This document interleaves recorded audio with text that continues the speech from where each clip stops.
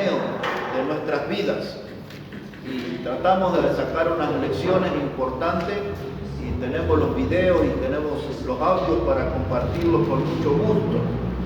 Y lo que vamos a hablar en esta mañana tiene como base una historia un poco extraña, rara quizás, y que muchos la van a oír por primera vez. Y aquí en 2 de Samuel, capítulo 21, versículo 1, dice la palabra de Dios que hubo hambre en los días de David por 3 años consecutivos. Y David consultó a Jehová y Jehová le dijo: es por causa de Saúl y por aquella casa de sangre, por cuanto mató a los gabaonitas. Entonces el rey llamó a los gabaonitas y les habló. Los gabaonitas no eran de los hijos de Israel, sino del resto de los amorreos, a los cuales los hijos de Israel habían hecho juramento. Pero Saúl había procurado matarlos en su celo por los hijos de Israel y de Judá. Y dijo pues David a los gabaonitas: ¿qué haré por vosotros? ¿O qué satisfacción os daré para que bendigáis la heredad de Jehová? Y los gabaonitas le respondieron: no tenemos nosotros querella sobre plata ni sobre oro con Saúl y con su casa, ni queremos que muera hombre de Israel. Y él les dijo: lo que vosotros dijereis haré. Y ellos respondieron al rey de aquel hombre que nos destruyó y que maquinó contra nosotros para exterminarnos, sin dejar nada de nosotros en todo el territorio de Israel, dénsenos 7 varones de sus hijos, para que los ahorquemos delante de Jehová en Gabaá de Saúl y el escogido de Jehová. Y el rey dijo: yo los daré. Versículo 10. Entonces Rispa, hija de Aja, tomó una tela de cilicio y la tendió para sí sobre el peñasco desde el principio de la siega hasta que volvió sobre ellos agua del cielo, y no dejó que ninguna ave del cielo se posase sobre ellos de día, ni fieras del campo de noche. Y fue dicho a David lo que hacía Rispa, hija de Aja, concubina de Saúl. Y vamos a poner nuestra mirada en esta mujer llamada Rispa. Yo hace algunos años escribí una serie de mensajes que se llamaban Demasiado Tarde. Y entonces yo saqué ese título esta mañana para aplicar algunas lecciones nuevas en nuestra vida. Así que ese va a ser nuestro tema hoy: demasiado tarde. Y es una historia extraña, ¿verdad? Es una historia, hermana, que está lleno de enredos. Es una historia esta que está llena de traiciones, está llena de venganzas. Cuando murió el rey Saúl, uno de sus hijos se llamaba Isbaal. Isbaal quiso hacer que Rispa, que era concubina, Isbaal quiso que ella fuera su esposa. Pero también había allí un tercero en danza que se llamaba Abner. Y Abner le había echado el ojo a Rispa y quería casarse con ella. Pero Isbaal y Abner querían casarse porque a través de ella la querían usar como trampolín, como escalera para llegar al trono de rey. Y ahora cuando usted lee, por ejemplo, traiciones y cosas vergonzosas que rodean esta historia, dice el libro de Samuel en el capítulo 3 y los versículos 6 y 7 que Abner fue acusado de adulterar con esta mujer y fue acusado por uno de los hijos de ella. Y después dice allí en 2 de Samuel 3, verso 27, que Joab, que era uno de los generales del ejército de David, lo invitó a hablar a un lugar aparte, a Abner, y allí le clavó un cuchillo en la quinta costilla y lo mató. Todas esas cosas que le cuento rodea esta historia. Por eso es una historia vergonzosa, es una historia rodeada de traiciones, de venganzas, de acusaciones, de adulterio y todo esto.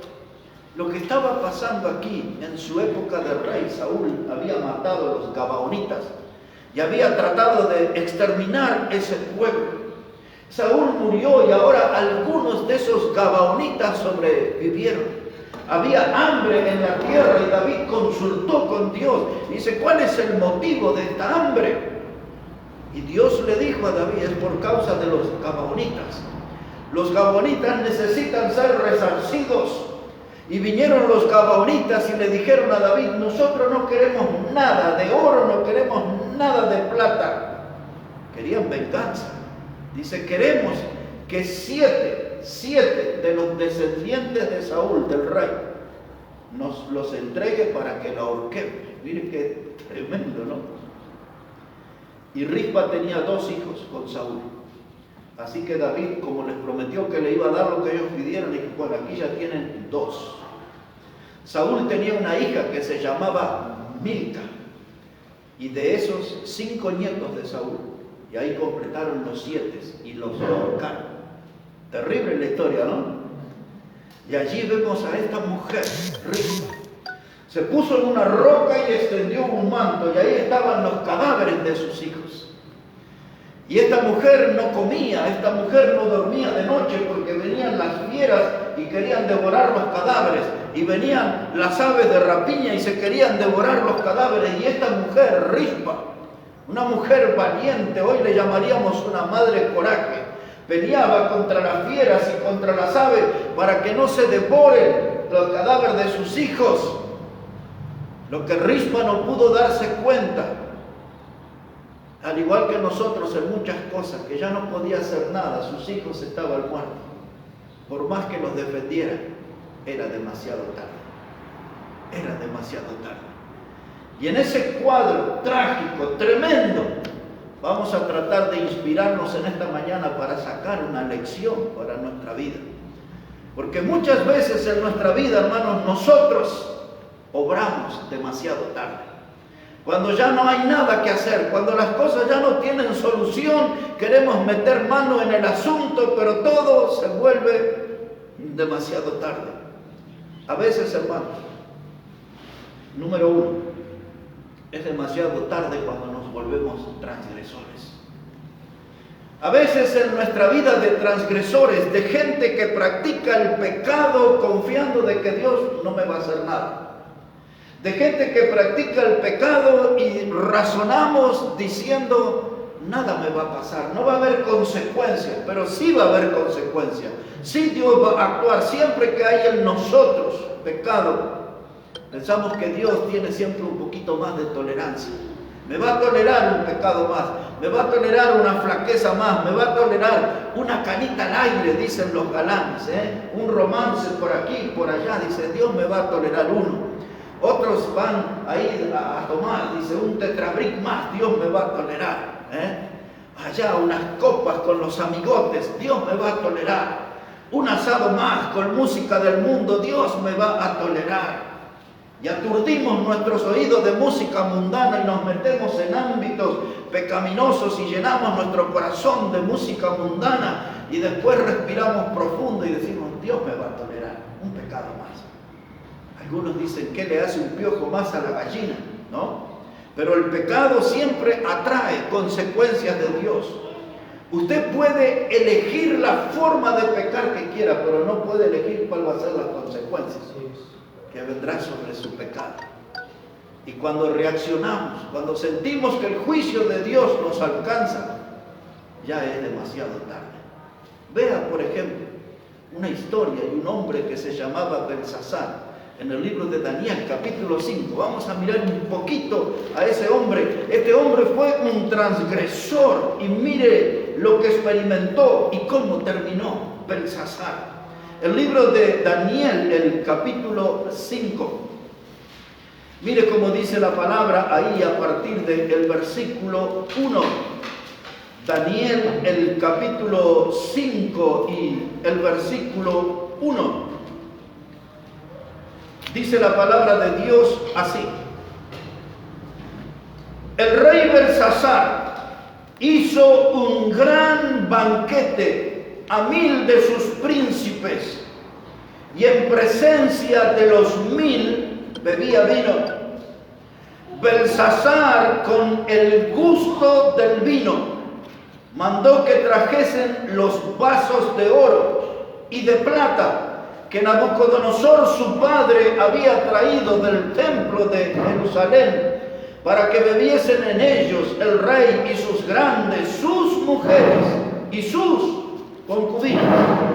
Y entonces fueron traídos los vasos de oro que habían traído del templo de la casa de Dios que estaba en Jerusalén, y bebieron en ellos el rey y sus príncipes, sus mujeres y sus concubinas. Bebieron vino y alabaron a los dioses de oro y de plata y de bronce, de hierro, de madera y de piedra. Y en aquella misma hora aparecieron los dedos de una mano de hombre que escribía delante del candelero sobre lo encalado de la pared del palacio real. Y el rey veía la mano que escribía. Entonces el rey palideció y sus pensamientos lo turbaron y se debilitaron sus lomos y sus rodillas daban la una contra la otra.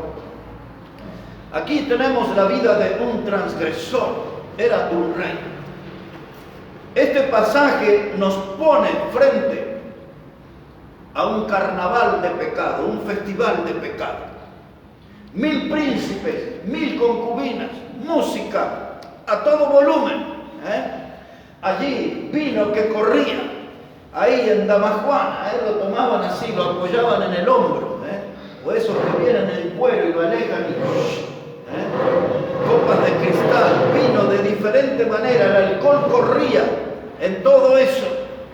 Y luego que sus labios, su boca, se calentaron por este tema del vino, Belsasar se acordó que tenían allí una cantidad de cosas que habían traído del templo de Dios de Jerusalén cuando los babilonios habían invadido Jerusalén por medio de Nabucodonosor. Y ya habían transgredido, había pecados de inmoralidad, había allí gente que estaba gobernada por el alcohol, y allí cebados de poder dijeron: traigan las cosas del templo de Dios. Y una de las cosas más graves, una de las torpezas más grandes de los seres humanos es cuando quieren aliar lo santo con lo profano. Y este rey se estaba volviendo un transgresor. Y las cosas que eran para el uso santo, las cosas que habían sido consagradas para el uso en la casa de Dios, la trajeron a esta fiesta de alcohol y de inmoralidades. Pero esto no iba a resultarle gratis a los transgresores, porque de pronto, a pesar del alcohol y de la poca visión que tenían, pudieron notar en la pared una mano y un dedo que escribía.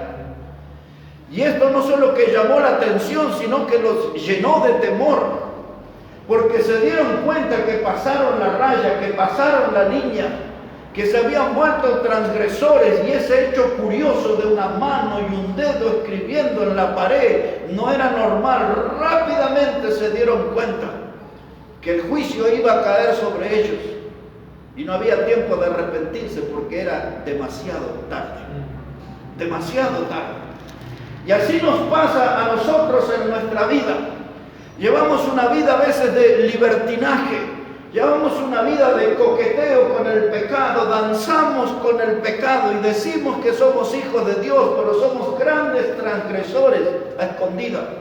Y a veces tiene que suceder un hecho impactante como este de la mano en la pared para darnos cuenta que estamos mal delante de Dios, que hemos pasado la línea, que hemos pasado los límites, que hemos ofendido a un Dios que es santo. Muchas veces los cristianos se dan cuenta, muchas veces los cristianos también comprenden que es demasiado tarde porque el juicio de Dios cae pesado como un mundo sobre nuestra vida. Pero algunos todavía dicen, un pecadito más, Dios me va a tolerar, uno más, Diosito, uno más. Pero la mano aparece en la pared, o el juicio viene de otra forma, pero el juicio viene. Y de pronto, si usted notó, dice el último texto que leímos allí, en el versículo 6. Entonces el rey palideció y sus pensamientos lo turbaron, se debilitaron sus lomos y sus rodillas daban la una contra la otra. Es decir, que estaba muerto de miedo, era demasiado tarde para arrepentirse, el juicio de Dios iba a caer pesadamente. Dice la palabra de Dios en ese versículo 6, el rey se palideció, sus pensamientos se turbaron, entró en un estado de confusión y el miedo se apoderó de él y las rodillas chocaban una con otra. ¿Cómo va a terminar esto? No sé, pero va a ser rápido. Me voy a arrepentir, no puedo, demasiado tarde. Pero mire cómo termina esta historia. Para hacerle breve, dice aquí Daniel 5, verso 24. Dice la palabra de Dios aquí, Daniel 5, verso 24. Entonces de su presencia fue enviada la mano que trazó esta escritura. O sea, de Dios vino esa mano que estaba escribiendo en la pared. Mire lo que escribió esa mano. Dice la escritura que trazó es Mene, Mene, Tekel, Uparsin. Esta es la interpretación del asunto. Mene, contó Dios tu reino y le ha puesto fin. Tekel, pesado ha sido en balanza y fuiste hallado falto. Pérez, tu reino ha sido roto y dado a los medas y a los persas. Y entonces mandó Belsasar vestir a Daniel de púrpura y poner en su cuello un collar de oro y proclamar que él era el tercer señor del reino. Y la misma noche fue muerto Belsasar, rey de los caldeos. Mire, hermano, se quedaron asombrados. Mene, Mene, Tekel, Uparsin. Y aparece en la traducción la palabra Pérez. Pero lo que eso significaba lo trajeron a Daniel y él interpretó y lo miró al rey Belsasar a los ojos y le dijo: tu reino ha sido cortado y entregado a los medos y a los persas. Eso es lo que dice la pared. Eso es lo que dice el juicio que Dios envió sobre tu vida por ser un transgresor. Y no hay remedio, no tienes tiempo de arrepentirte. Es demasiado tarde. Y esa misma noche, dice la escritura, el rey murió. Esa misma noche. Algunos tienen que ser advertidos seriamente que el pecar no es una cuestión de rienda suelta. No es una cuestión de que estoy aprovechando, haciendo uso de mi libre albedrío.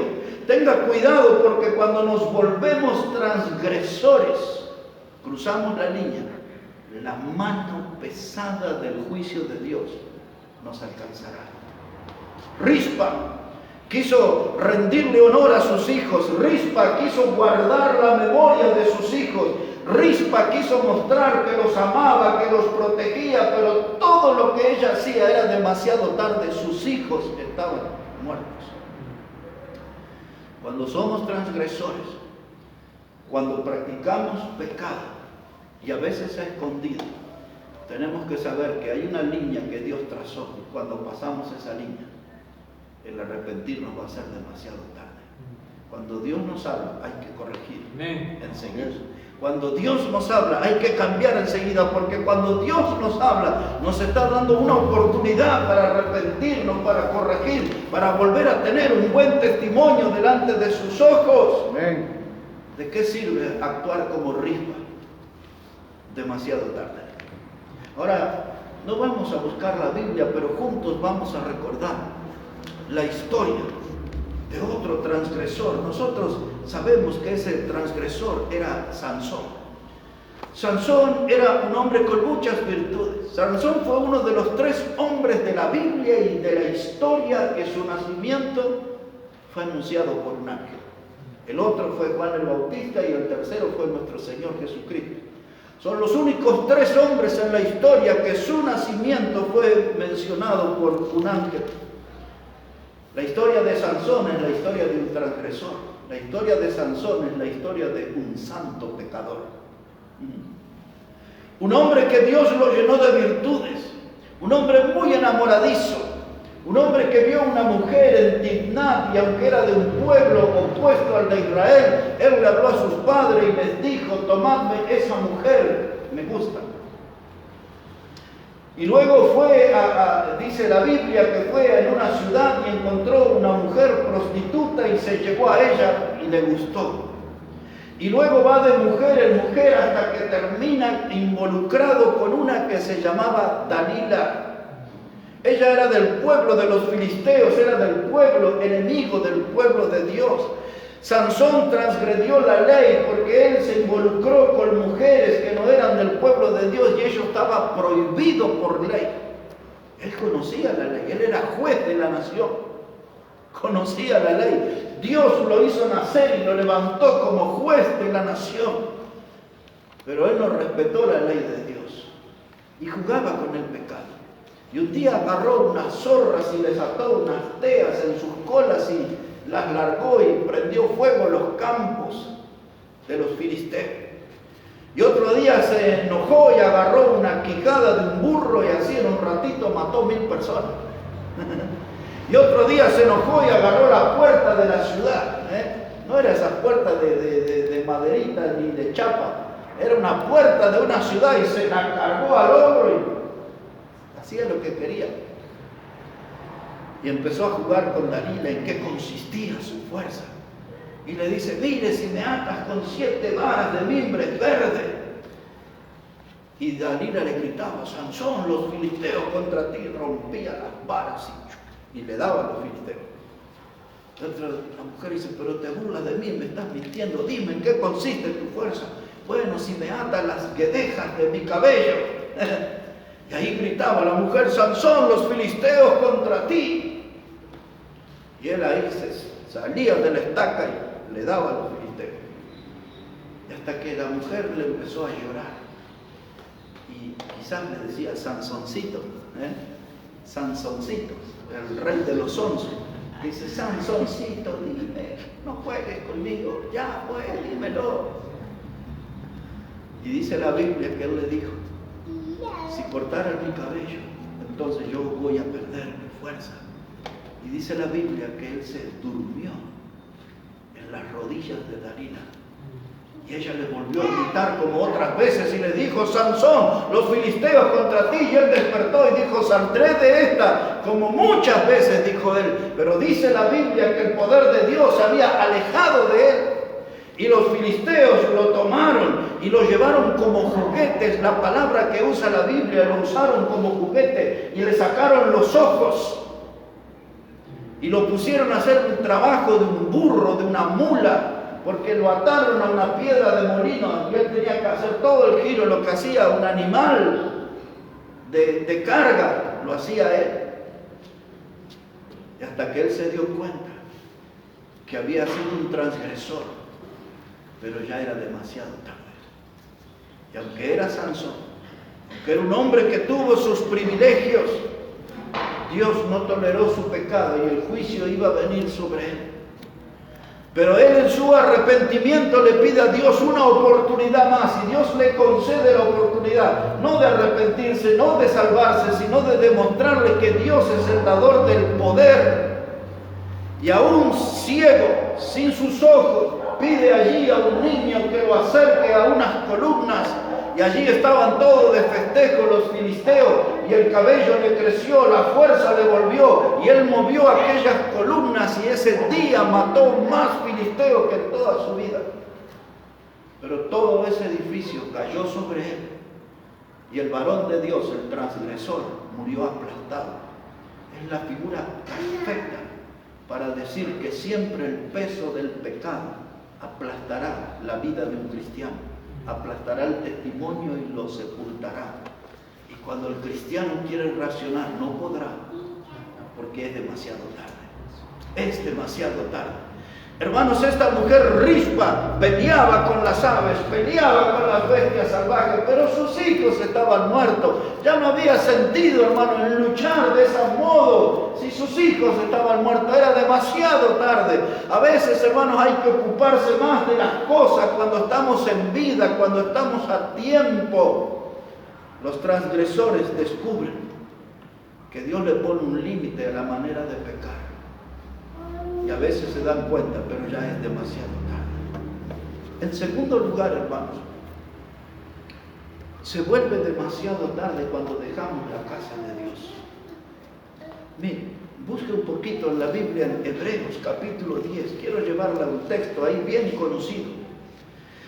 Hebreos el capítulo 10 y el verso 24 y 25. Mire cómo dice la palabra de Dios allí, Hebreos el capítulo 10 y los versículos 24 y 25. Dice la palabra de Dios: y considerémonos unos a otros para estimularnos al amor y a las buenas obras, no dejando de congregarnos como algunos tienen por costumbre, sino exhortándonos, y tanto más cuando veis que aquel día se acerca. Amén. Hermanos, aquí la Biblia habla de una consideración, de tener una prioridad por mi hermano, por la comunión con él. Dice la Biblia aquí en este texto, hermano, que tenemos que estimularnos al amor por Dios, al amor por nuestro Salvador Jesucristo. Animarnos, estimularnos, motivarnos a tener un amor por la iglesia local, por la obra de Dios, a tener un amor por los hermanos, a tener un amor por los perdidos, los que están sin Cristo. Dice la Biblia, tenemos que estimularnos, necesitamos tener comunión unos con otros, animarnos, motivarnos, desafiarnos, acompañarnos unos con otros para servir a Dios. Y dice el texto que estoy leyendo, dice: no tenemos que dejar de congregarnos como algunos tienen por costumbre. Dirían allá en mi barrio por donde vivo que este asunto del virus, de la COVID-19, le vino a muchos cristianos y aún de nuestra iglesia como anillo al dedo. Es la excusa perfecta para no congregarse. Es la excusa perfecta para no ver a los hermanos. El virus, el virus, el virus, el virus, el virus. Y del otro lado gritamos: y Dios, y Dios, y Dios, y Dios. Yo tengo mi mirada en Dios, no tengo mi mirada en el virus. Yo tengo mi mirada en Dios, no puedo dejar de congregarme. Estos últimos 20 días, hermanos, nunca en mi vida cristiana de 41 años sufrí como estos últimos 20 días. Nunca había extrañado tanto el ver a los hermanos, el estar en la casa de Dios. Estos últimos 20 días me afectó tremendamente. Tuve luchas espirituales como nunca las había tenido, que necesitaba estar en la casa. Amén. Necesitaba ver a los hermanos. Esto de dejar de congregarse, ya para algunos es un vicio, ya es parte de su vicio, es su adicción, no venir a la casa de Dios. Y eso es grave. Y un día van a necesitar de la casa de Dios y va a ser demasiado tarde. Va a ser demasiado tarde. Hermanos, es que no soy esencial, no puedo viajar, pero júntese con Pedrito, con Juancito y alquile un remis. Si tiene plata para el asado, si tiene plata para el celular, si tiene plata para el cable, me dice que entre 3 y 4 nos pueden alquilar un remis y venir a la iglesia. Yo le derribo todas las excusas en un segundo. Hermano, porque la Biblia dice no dejar de congregarnos. Y si el predicador no lo dice, ¿quién lo va a decir? En los noticieros no le van a animar a congregarse. La Biblia lo dice. Esto tiene que anunciarlo un predicador. No deje de congregarse, no tome eso por costumbre. Es un mal hábito, es un hábito dañino, es un hábito destructor el dejar de congregarse. Y una cosa más. Muchos de los que no vienen a nuestra iglesia y en otras congregaciones creen en la venida del Señor. Y si usted le pregunta, dice: ¿a qué iglesia pertenece? Maranata. ¿Qué significa Maranata? Cristo viene y viene pronto. Bueno, usted es el que tiene que venir a la reunión. Amén. Cuando veis que aquel día se acerca, no dejes de congregarte. Cristo viene, viene pronto. No dejes de congregarse. Esa es una de las motivaciones principales para el Hijo de Dios, el saber que pronto nos encontraremos con el Señor. Por eso no puedo dejar de congregarme. Aunque ande el virus, el sudafricano, el canadiense, el de Manaos, el virus de quien sea, yo no voy a dejar de congregarme. Amén. Yo no voy a dejar de congregarme. Pero si yo voy a ser un irresponsable, porque yo escuché en la tele que dice que los que salen, los imprudentes, salen a un encuentro con la muerte. No, yo voy a un encuentro con el Señor, voy a la casa de Dios. Así es. En una de las congregaciones de Jujuy, hablaba con los hermanos y el pastor en esta semana. Ellos se juntaron, hermanos, el 14 y 15 de mayo para una conferencia y se infectó, se contagió la mitad de la congregación. El pastor la pasó muy mal. Este martes recién le dieron su alta. ¿Sabe qué, hermano? Pero hay que ir a la casa de Dios. Hay que tomar precaución. Hay que saber cuidarse. Pero no tengo que usar el virus como excusa para no asistir a la iglesia. Porque el virus también es una excusa para algunos para no leer la Biblia. Tengo que estar informado, tengo que ver las noticias, tengo que ver qué dice el celular. Si ya sabe cuáles son las precauciones, tiene que tomar distancia, tiene que usar el barbijo, tiene que lavarse las manos con jabón o con el alcohol en gel. Ya sabemos, no hay otra, no hay nada nuevo. Es eso, cuídese de ese modo y después usted en el fondo sabe que Dios sabe cómo cuidar. Pero no tengo que dejar de congregarme porque un día voy a precisar la iglesia.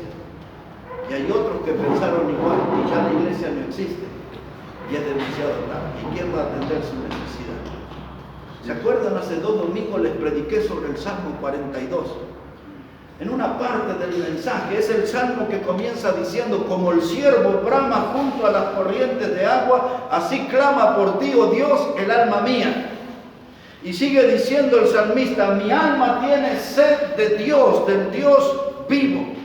Y después él cuenta, dice que de noche era ahí su almohada, dice era su pan, su lágrima. Y él dice después en un momento de nostalgia: yo me acuerdo cuando iba con la multitud a la casa de Dios. Y ahora la gente me mira y me pregunta: ¿dónde está tu Dios? Y dijimos allí que ese era un alma sufriente, era un alma en pena. Era una persona que había vivido, experimentado grandes bendiciones en el camino del Señor. Pero ahora, algún motivo, él se alejó de la iglesia, dejó de congregarse, dejó de escuchar la palabra de Dios. Y ahora su alma era la que clamaba: mi alma tiene sed de Dios. No necesito un asado, no necesito bebidas típicas. Mi alma necesita a Dios. Si no tengo a Dios, no tengo vida. Amén. Y este hombre estaba reaccionando demasiado tarde porque el pecado había estropeado su testimonio. El pecado había estropeado su vida espiritual. Y estaba como un ciervo jadeando junto a las corrientes de agua, un sorbito de agua viva. Jesús es el agua viva en la Biblia. Necesitamos del Señor Jesús. No dejar de congregarnos como algunos tienen por costumbre. Reconozca que su alma tiene sed de Dios. No la maltrate más a su alma. Dele a su alma lo que necesita. Dele del agua viva. El virus. El agua le va a hacer mucho más beneficio. El agua de vida le va a hacer de más bendición. Cuando Jesús habló con la mujer samaritana y le habló del agua de vida, del agua que si ella bebía iba a saltar una fuente para vida eterna, ella le dijo rápidamente: Señor, dame esa agua. Los cristianos de hoy necesitan tener esa actitud de la mujer samaritana, reaccionar rápido y decirle a Dios: dame de esa agua, ya la necesito. Pero mis hermanos, a veces hay gente que daña su alma porque no le da lo que el alma necesita y trata de engañarla.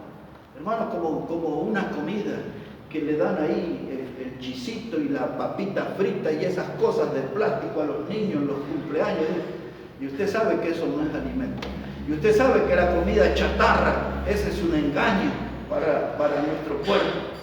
Necesitamos una comida verdadera, una comida elaborada, bien preparada, como la hacía la abuela con dedicación, como la hacían nuestras madres con dedicación. No, esas comidas ahí enlatadas que vienen conservadas con no sé qué cosas. Eso le vas a calmar el hambre alguna vez, pero va a terminar creándole problemas en su salud. Y hermano, cuando uno deja la casa de Dios, su salud espiritual va a ser afectada. Algunos dicen, pero yo miro un mensaje en la internet, pero a mí me llega una prédica en el celular, pero usted necesita estar en la casa de Dios, en comunión con los hermanos. Necesita de eso. Y de paso evita no ser un ladrón también, porque muchos que no están en la casa de Dios después no van a ofrendar por el tiempo que faltaron. Así es. Y le están robando a Dios y Dios no está distraído. Dios está mirando y Dios está sosteniendo su doctrina. No deje de reunirse como aquellos, como algunos tienen por costumbre. Eso es malo, porque usted va a necesitar de la casa de Dios. No sea cosa que le resulte demasiado tarde, demasiado tarde. En tercer lugar, mis hermanos, se vuelve demasiado tarde cuando matamos a la iglesia. Uno cuando dejamos de congregarnos, pero a veces se vuelve demasiado tarde cuando matamos a la iglesia. Y alguien puede preguntarse, ¿cómo un cristiano puede matar a la iglesia? Hay muchas formas de traer muerte a la iglesia. Mire algunos casos en el libro de Apocalipsis, muy rapidito. Yo tenía un amigo, un predicador mexicano, pero servía en los Estados Unidos. Y él decía rapiditamente. Y yo busqué en el diccionario, nunca encontré la palabra, pero entendí lo que quería decir. Rapiditamente busque, dice. Mire cómo dice la palabra. Apocalipsis 2, verso 14. Apocalipsis 2, verso 14. Este pertenece a una iglesia que se llamaba Pérgamo. Y Dios dice sobre esta iglesia, pero tengo unas pocas cosas contra ti, que ahí tienes a los que retienen la doctrina de Balaam, que enseñaba a Balac a poner tropiezo ante los hijos de Israel y a comer de cosas sacrificadas a los ídolos y a cometer fornicación. Y también tienes a los que retienen la doctrina de los nicolaitas, la que yo aborrezco. Por tanto, arrepiéntete, pues si no vendré a ti pronto y pelearé contra ellos con la espada de mi boca. Aquí está, hermano, hay gente que mata a las iglesias. Ahí había un grupo que se llamaban los nicolaitas. Los nicolaitas era un grupo que representaba un poder externo. Se metieron en la iglesia y tomaron el control, pero ellos no eran de la iglesia. Y Dios estaba enojado como los hermanos habían tolerado la presencia de gente ajena a la iglesia y habían impuesto una doctrina contaminada, enfermiza, y los hermanos habían sido afectados en la salud espiritual. Y Dios levantó la voz y le dijo, tengo algunas cosas contra ti. Esa gente tenía la intención de matar la vida espiritual de la iglesia. Esa gente iba a ser instrumento del diablo, como muchas vidas, para ver cerradas las puertas de las iglesias.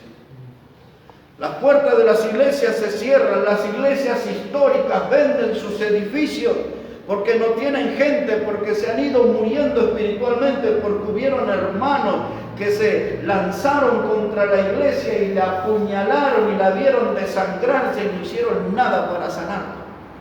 Y muchas veces con nuestras conductas lastimamos la iglesia y vemos la herida y vemos la sangre que sale por la herida de la iglesia y no hacemos nada y la vamos dejando morir lentamente. Y cuando queremos reaccionar ya es demasiado tarde, no hay nada que hacer por la iglesia. Y por eso escuchamos casi cada semana, se cierra una iglesia aquí y otra allá, y se vende un edificio aquí y otra allá, porque hay hombres y mujeres de Dios que han ido desangrando la iglesia y no se han detenido hasta verla muerta. Las rivalidades, las divisiones que hay en las iglesias. Y aquí estaba otro grupo de personas haciendo daño en la iglesia, eran los seguidores de Balaam. Aquel predicador, hermanos, que se vendió por dinero, vendió su oficio, su ministerio por dinero.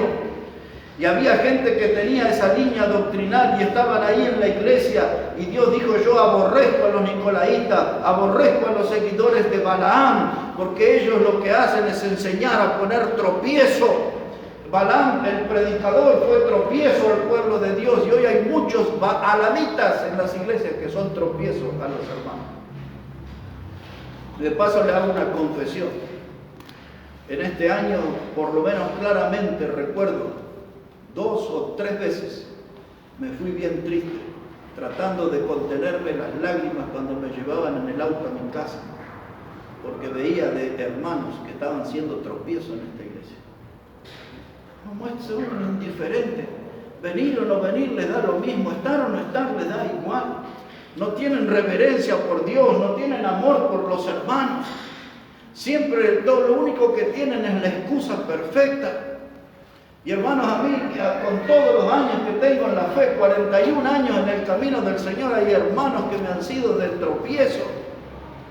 Uno a veces viene ahí con la salud hecho pedazos. ¿Cuántas? No sé, no las puedo ya ni recordar las veces que apenas me sostenía aquí adelante. Y otros llenos de salud, con comodidades y todo, ni aparecen por la casa de Dios. No valoran la dedicación, la entrega, la predicación, no valoran la obra de Cristo en la cruz, no valoran la Biblia, la palabra de Dios, no vienen a cantar al Señor, no vienen a apoyar el ministerio con ofrenda, la predicación del Evangelio, no disfrutan de la comunión con los hermanos, son como los balamitas, son de tropiezo en la iglesia. Alguno de ustedes quizás pensó que yo nunca iba a decir esto, ¿no? Pero el predicador tiene que decirlo. Amén. Tiene que decirlo, porque hay gente que está maltratando a la iglesia, le está causando heridas, la iglesia se desangra y un día van a necesitar de la iglesia, pero va a ser demasiado tarde. Va a ser demasiado tarde. Hermanos, ahí estaba Rispa peleando por sus hijos muertos, pero era demasiado tarde, ya no había más nada que hacer. No había más nada que hacer, hermano.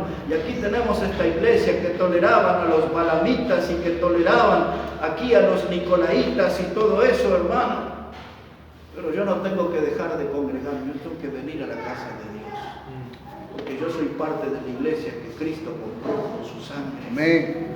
Yo vengo a la iglesia local para dar testimonio de mi Salvador, de su amor, de su entrega. Amén. Vengo aquí para dar testimonio de que todavía tengo en mi corazón la esperanza que pronto sonará la trompeta y vendrá la nube. Yo quiero estar en la casa de Dios, yo no quiero ser un tropiezo. Quiero actuar a tiempo, no demasiado tarde. En cuarto lugar, son 5 cositas más.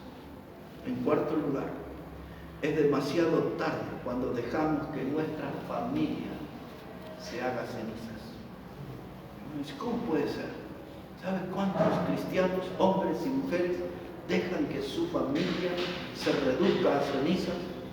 Y después, cuando el drama es gigantesco, quieren reaccionar para salvar la familia, para salvar el matrimonio, para salvar la vida de los hijos, pero es demasiado tarde. Vea un poco de esto, por favor, en el libro de los Proverbios, el capítulo 24. El libro de los Proverbios, el capítulo 24, allí hay algo que necesitamos atender, mis hermanos. Proverbios, el capítulo 24, versículo 3. Proverbios 24 y el versículo 3. Así dice la Biblia, la palabra de Dios. Proverbios 24, verso 3. Dice: con sabiduría se edificará la casa, y con prudencia se afirmará, y con ciencia se llenarán las cámaras de todo bien preciado y agradable. Noten el versículo 3 la palabra edificar la casa. Edificar significa, hermanos, levantar la casa. Edificar significa construir y reconstruir la casa. Edificar en este pasaje significa poner algo firme en el hogar. A veces a los padres se vuelven allí muy complacientes con sus hijos y le empiezan a permitir cosas a los hijos y entran en un camino de desviación y después casi que ni los podemos recuperar. Y cuando yo me pongo complaciente con los hijos, no estoy edificando la casa, me estoy comportando como aquella mujer necia de Proverbios 14:1 que derrumba todo, ayuda al derrumbe. Yo quiero que mi hogar sea edificado. No quiero hacer cosas que produzcan el derrumbe de mi familia. Yo no quiero estar lamentando por mis hijos. Yo no quiero estar lamentando por mis nietos. Yo quiero que mi hogar está firme. Y dice la palabra, con sabiduría se edificará la casa. Y usted sabe que el principio de la sabiduría, Es el temor de Jehová. lo sabe bien, es el temor a Dios. Amén. Así que eso significa que con respeto a Dios, con reverencia a Dios, yo voy a mantener firme mi hogar, no los ladrillos, mi hogar, que se compone de mi esposa, de mis hijos, de los nietos, y si está el perro y el gato también. Todo voy a cuidar en mi casa. Lo tengo que edificar con sabiduría, y note la palabra, dice, con prudencia se afirmará. La palabra afirmará en este texto significa poner algo en orden. Eso es lo que significa afirmar. Cuando Dios quiere que afirmemos nuestro hogar, nuestra familia, Él quiere que pongamos eso, ese mundillo de la familia en orden. Afirmar quiere decir que yo tengo que trabajar para corregir lo que se está cayendo. Y usted sabe, hermano, que en nuestra familia, en el matrimonio, en la relación con los hijos, con los suegros, con quienes estén bajo nuestro techo, siempre hay cosas para corregir. Aún nosotros quedamos en evidencia cuando vemos esa canilla que pierde sus gotitas y tic, tic, tic, tic, y ese ruido molesto, y sabemos que si le quitamos la rosca de arriba y le ponemos un cuerito, eso está fenómeno.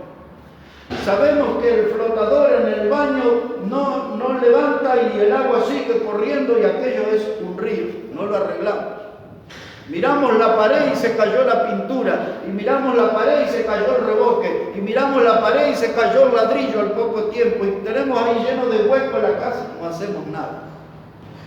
Pero Dios dice en este pasaje, hermano, dice que con prudencia se afirmará. La palabra afirmar quiere decir poner algo en orden. Yo recuerdo cuando Dios habló con el rey Ezequías por medio de Isaías y le dijo, ordena tu casa porque morirás. ¿Se acuerdan de esa historia? Ordena tu casa porque morirás. Y el rey se puso triste y dice la Biblia que puso su rostro contra la pared y empezó a hablar con Dios y empezó a llorar delante de Dios. Y cuando el profeta Isaías se iba en el patio del palacio, Dios le volvió a hablar a Isaías. Porque Dios se conmovió por las lágrimas de ese rey y porque él se había arrepentido a tiempo. Dios le dijo, ordena tu casa. Eso significaba ordena tus papeles, la herencia, deja todo en orden porque vas a morir. Pero el corazón de Dios fue conmovido por la actitud del rey y le habló otra vez a Isaías. Le dijo, no te vayas, Isaías, no salgas del palacio, vuelve y dile al rey que le voy a dar 15 años más de vida. 15 años más de vida. Dice, ahí tienes que agarrar unos higos y hacer una pasta con los higos, y ese va a ser el remedio, y ese va a ser la forma que le voy a dar 15 años más de vida. Dice aquí el proverbio, tenemos que afirmar con prudencia nuestra casa. Es decir, corregir, mientras estamos a tiempo, antes que el hogar se derrumbe, antes que todo se vuelva escombro y ruina. Dios nos da la oportunidad. Y la tercera palabra que quiero que note aquí, en el verso 4 dice, y conciencia se llenarán las cámaras. Eso de llenar habla de plenitud, habla de abundancia, de satisfacción en el hogar. Hay mucha gente, pero mucha gente, hermano, que su hogar es una sucursal del infierno. Entrar al hogar es entrar a una sala de tortura. Por eso cuando les pregunta a alguno, ¿y cómo está su casa? Ni me hable, es un infierno mi casa. No hay paz, hay gritería, no hay amor, no hay nada, no hay respeto, cada uno hace lo que quiere, los hijos, la esposa, todo es un descontrol. Pero sin embargo Dios habla aquí de la palabra llenar. Eso habla de plenitud, eso habla de abundancia, eso habla de estar satisfecho en mi casa. Y si Dios me habla, yo tengo que trabajar en ese sentido, de poner en orden mi casa antes que sea demasiado tarde. Antes que mi casa se vuelva ruina, yo tengo que actuar, tengo que corregir. Dios me da esa oportunidad. No quiero verme como Rispa, llorando sobre un hogar muerto. No quiero verme como Rispa llorando sobre una iglesia muerta. No quiero verme como Rispa llorando sobre mi testimonio muerto, hecho cenizas. Porque actué, pero demasiado tarde. Y para terminar, y volver a nuestra casa pensando, yo quiero decirles que se hace demasiado tarde cuando nos olvidamos de Dios. Se hace demasiado tarde cuando nos olvidamos de Dios. Dos textos y terminamos. El primero, Deuteronomio capítulo 6. En el libro de Deuteronomio capítulo 6, allí están los mandamientos importantes que Dios le había dado a Moisés. Deuteronomio, el capítulo 6. Este pasaje, hermano, es de los más importantes para la nación de Israel. Aquí en Deuteronomio capítulo 6 están estos estatutos, estos mandamientos que Dios le dio a su pueblo. Pero yo voy a poner la mirada en el versículo 10. Dice la palabra, Deuteronomio 6:10, cuando Jehová tu Dios te haya introducido en la tierra que juró a tus padres, Abraham, Isaac y Jacob, que te daría en ciudades grandes y buenas que tú no edificaste, y casas llenas de todo bien que tú no llenaste, y cisternas cavadas que tú no cavaste, viñas y olivares que no plantaste, y luego de que comas y te sacies, cuídate de no olvidarte de Jehová, que te sacó de la tierra de Egipto, de casa de servidumbre. Cristo nos sacó del mundo, Cristo nos rescató de las tinieblas, Cristo nos rescató de la inmundicia del pecado. Cuídate de no olvidarte del Señor, porque Él te ha dado una vida nueva, porque Él te ha dado una vida eterna, Él te ha dado una herencia permanente en los cielos. La Biblia usa la palabra inmarcesible. Esa palabra quiere decir que no se marchita, que está bien conservada, bien protegida. Cristo nos dio una salvación eterna. Cuídate de no olvidarte de Él. Amén. A mí me gusta, hay un pastor bien jovencito allá en Centroamérica, y él casi todos los días escribe estas frases: Dios es bueno. Y eso que él escribe es lo que dice este texto que leí, es la demostración de que Dios es bueno. Fue bueno con el pueblo de Israel, fue bueno con el pueblo de nosotros. Nosotros no éramos dignos de ser salvos, nosotros no éramos dignos de ser herederos de la vida eterna, no éramos dignos de ser miembros de la familia de Dios. Pero Cristo me salvó, Cristo me rescató, Cristo limpió mis pecados. Amén. Cuídate de no olvidarte del Señor. Amén. Porque si tú te olvidas, no todos tienen la misma oportunidad del hijo pródigo que volvió al hogar. Algunos nunca pueden regresar al hogar. Porque cuando tú te decides volver a Dios, es demasiado tarde. Es demasiado tarde. Por eso cuídate. Y el otro texto, y terminamos por esta mañana, mis hermanos. Voy a elegir el Salmo 103. Y los versículos 1 y 2. El Salmo 103 y los versículos 1 y 2. Había un compañero mío en el seminario hace unos 40 años atrás. Él ya está con el Señor, jovencito. Y él le había puesto una música a este salmo y lo cantaba. Nadie lo volvió a cantar este salmo. Pero dice: bendice alma mía a Jehová, y bendiga todo mi ser su santo nombre. Bendice alma mía a Jehová, y no olvides ninguno de sus beneficios. En otras palabras, es lo que Dios le dijo a Moisés en Deuteronomio: cuídate de no olvidarte de Jehová. Y ahora dice: bendice alma mía a Jehová, no te olvides de sus beneficios. Dios es bueno, Dios es bueno. No te olvides de sus beneficios, no te olvides de todo lo que ha hecho por ti. No le pagues mal a Dios, no le des la espalda a Dios, no dé mal testimonio en cuanto a Dios.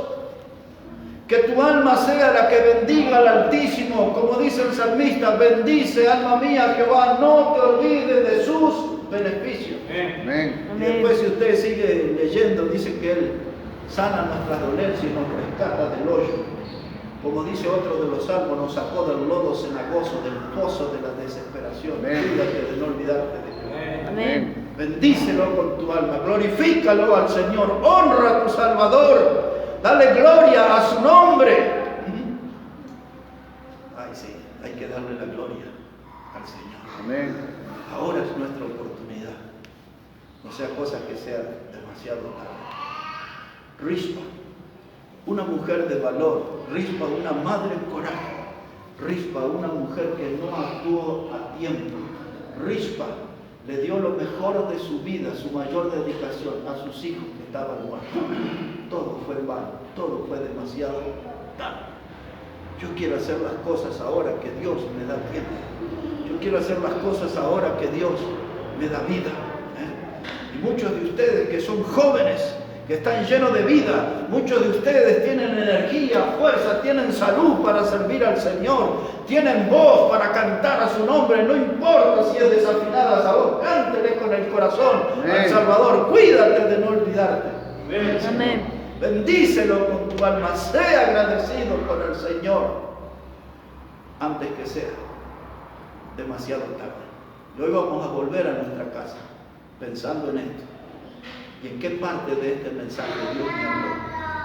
¿Qué parte de este mensaje Dios va a usar para cambiar mi vida? Para que yo pueda servirle con un corazón más íntegro. Para que yo pueda servirle con toda mi fuerza, con todo mi corazón, con toda mi alma y con toda mi mente. Que Dios sea honrado y glorificado. Que Él bendiga su palabra en esta mañana. Amén. Mis hermanos. Amén.